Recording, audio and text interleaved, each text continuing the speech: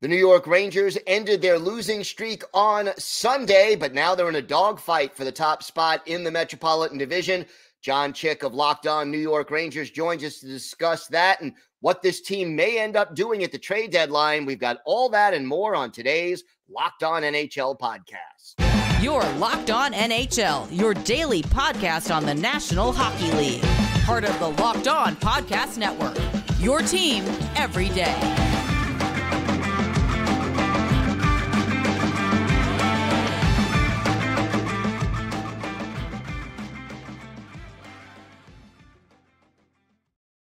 And welcome, everybody, to the Monday edition of the Locked On NHL podcast, part of the Locked On Podcast Network, your team every day. I want to thank everyone who makes Locked On NHL your first listen every day. Don't forget to subscribe on YouTube or wherever you get your podcasts so you can get new episodes as soon as they drop.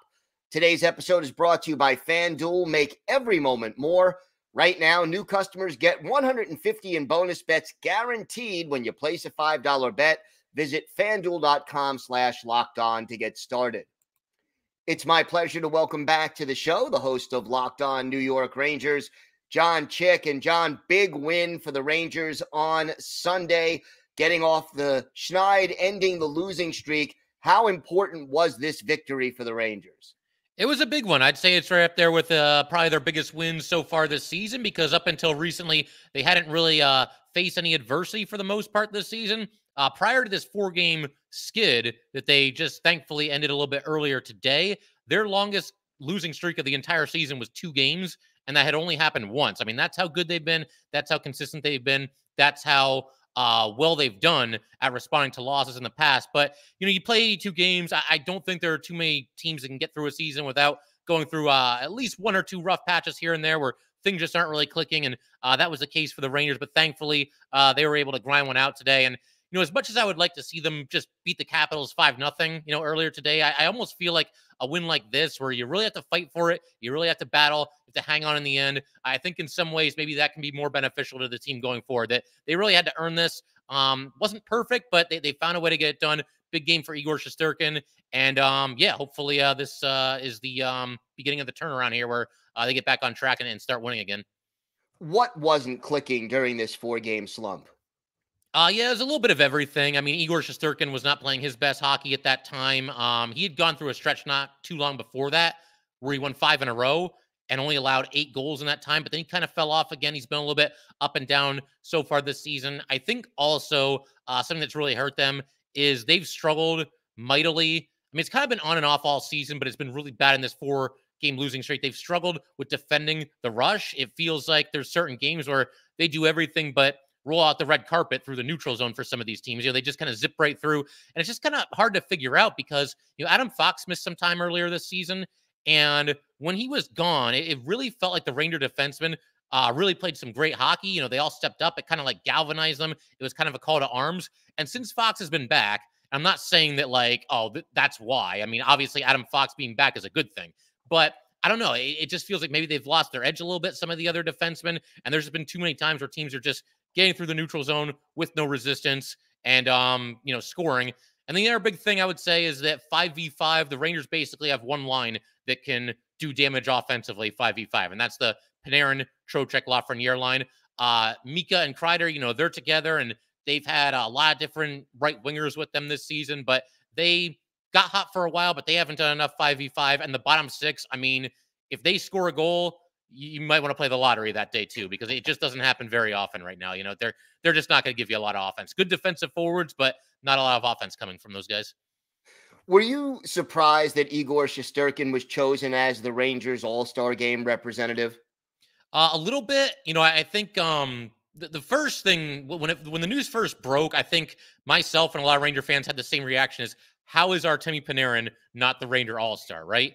But as it turns out, it sounds like he told the NHL that he wasn't planning on going because, as it turns out, his wife is pregnant right now with their second child. So that being the case, he's not going to go play in what is a fun, game, a fun little tournament that they do, but ultimately a meaningless exhibition. So he wasn't going to be there. Rangers needed somebody else.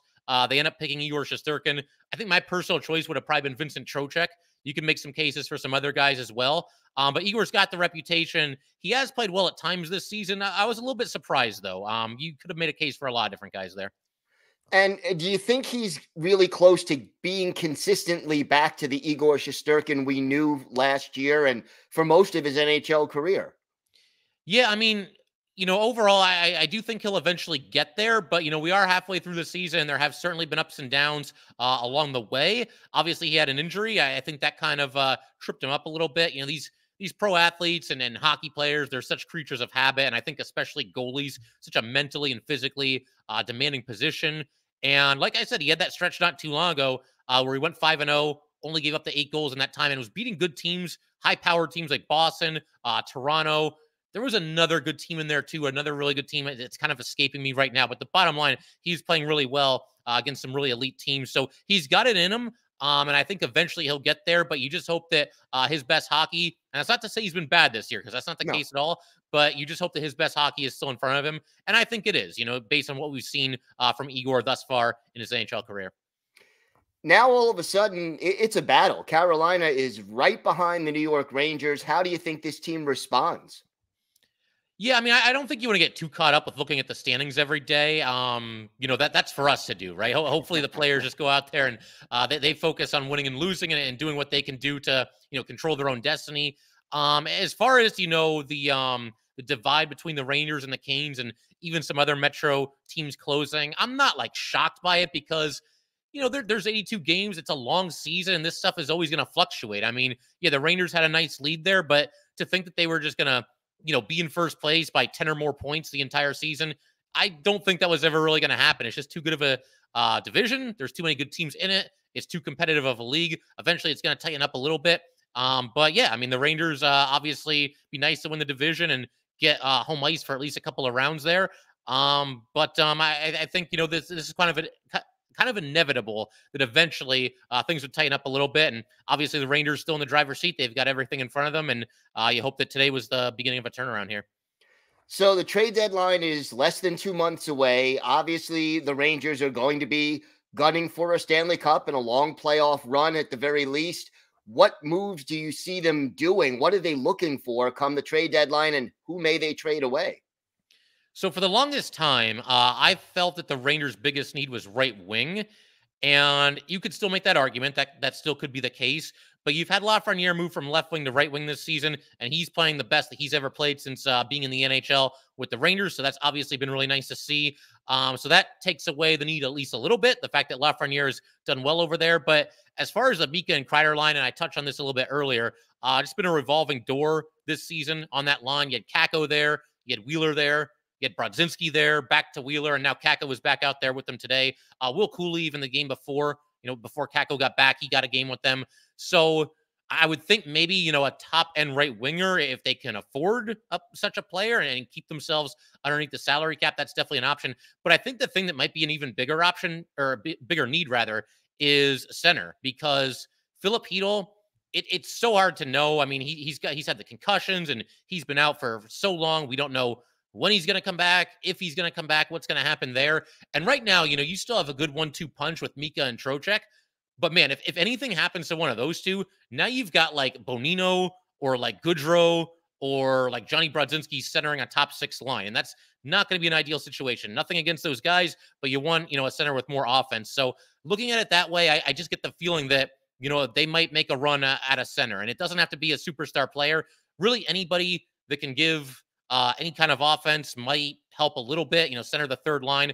2 names that I toss out not too long ago were Adam Henrique and then also Sean Monahan. I think they both make some sense. And I'm going to dive into that a little bit later on future episodes of Locked On Rangers. But yeah, I mean, I think for sure center or right wing, those seem to be the 2 biggest areas of need. All right, John, why don't you tell our viewers and our listeners where they could find the podcast and where they could find you on social media? Yeah, so you can find the podcast wherever you're watching this episode or listening to this episode, whatever it might be. We're on YouTube. We're on every audio streaming platform that you can think of. And as for me, you can find me on social media, on Twitter, or X, I guess it is now, at jchick17. And then you've also got the show's handle at LO_NY_Rangers. And yeah, definitely give us a follow and say hi. And it's always good to talk to some hockey fans and just talk Ranger hockey. All right, John, thanks so much. You got it, Gil. Thanks for having me.